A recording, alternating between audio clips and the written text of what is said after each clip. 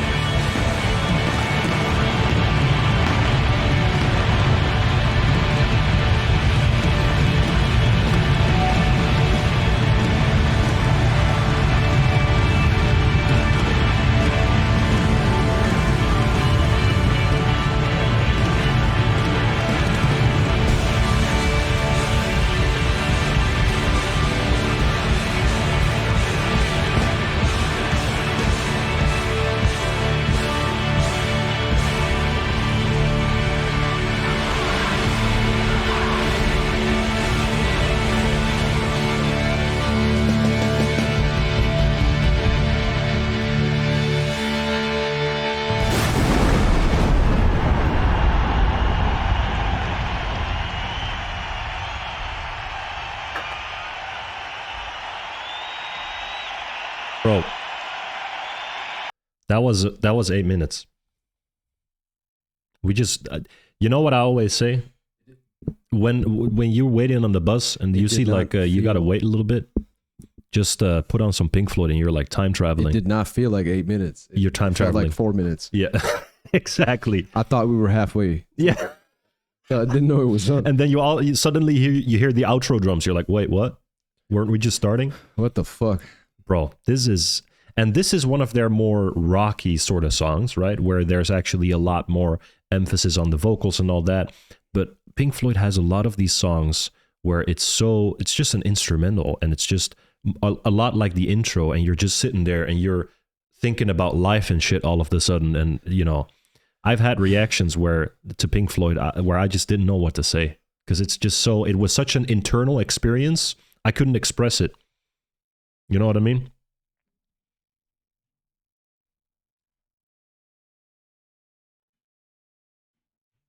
Where do I begin? That. No, but what do I say now? Do I talk about the lights?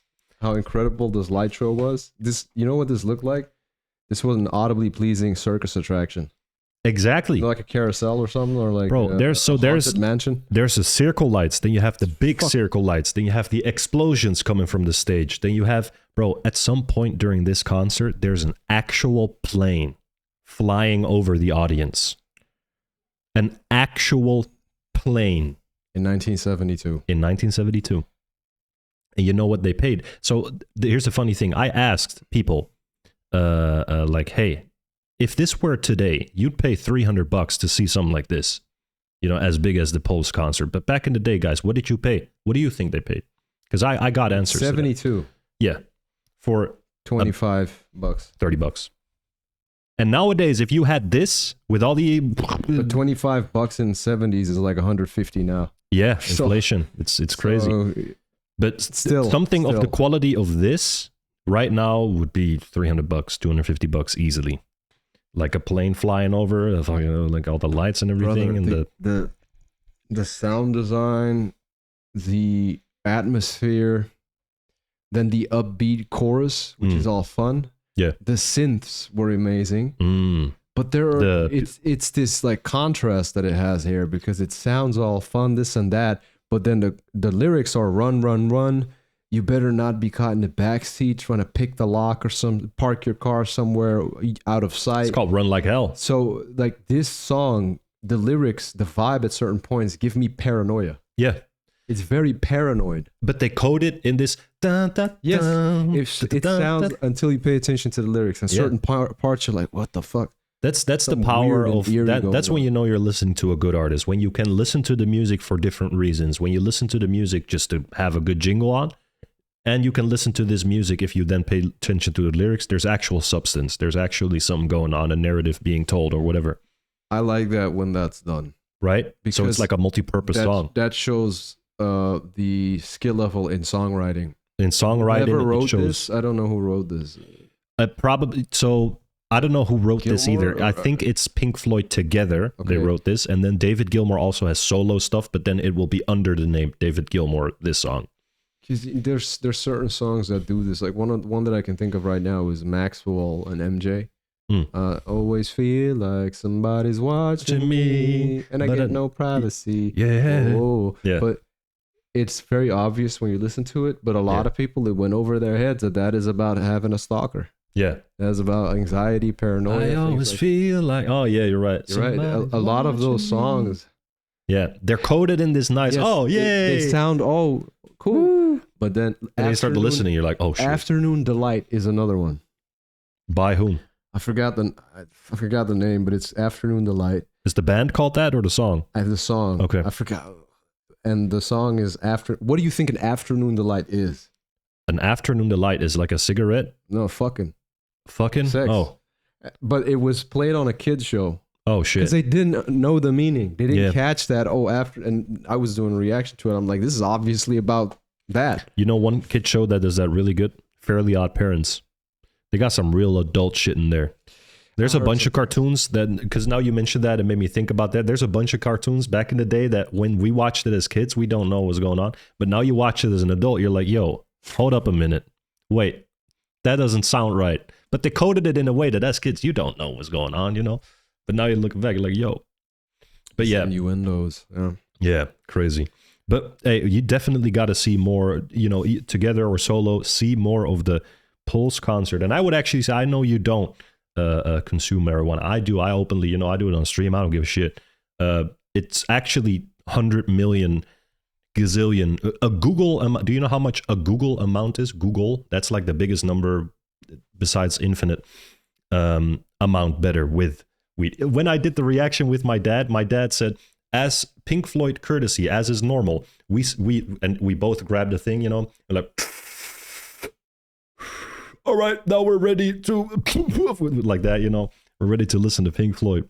Bro, it's insane, man. I did a full reaction to the Dark Side of the Moon. It's got to be crazy listening to this on shrooms or LSD or something. Bro, like it's got to be wild. The Dark Side of the Moon is 30 minutes. I watched that whole, or 40 minutes. I'm like, I watched that whole thing. Bro, I was sitting there in my chair. If you watch that reaction, probably not, but people out there, if you want to watch that reaction, it's just me sitting like this. Just spacing. I was just tripping balls, man. Yeah. So, yeah. Anything you want to say? It's an experience. Look, this is 72. Mm-hmm. I don't think I've ever seen anything like this as a live performance. The whole package. The lights, everything. No, this is so ahead of its time. This is what I like about Pink Floyd. I don't know any band that sounds like Pink Floyd. I know one that sounds like Pink Floyd, and that's Queensryche. You don't know that. Yeah, Queensryche is a really, you spell that really weird, Queens and an SRYCHRE. It's a very weird name, but they make songs like Pink Floyd. I've done a reaction to that. I was like, yo, am I listening to Pink Floyd right now? Okay. That's the only band. It's quite a popular band, but if you don't know it, you should check it out too. They took inspiration from Pink Floyd. 100%. These are they are the pioneers of this trippy stuff, you know? Okay. I mean, it was the 70s, but they are the pioneers of this genre and all that, you know? So yeah, Pink Floyd, ladies and gentlemen. Go check it out. Thank you for tuning in. Peace.